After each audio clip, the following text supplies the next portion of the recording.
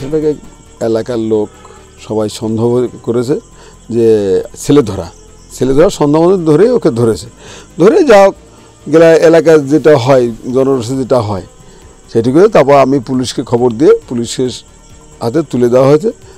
হাসপাতালে মনে এখন ট্রিটমেন্টে আছে, বর্তমানে হাসপাতাল ট্রিটমেন্টে আছে। না, বেঁধে টেঁধে রাখা হয়নি, আমরা বাঁধিনি, বেঁধে রাখা হয়নি। ওরা মারধর করেছে ওই এলাকায় যেটুকু হয়, আননোন ফেস হয়েছে, আননোন ফেসে যেটুকু হয়।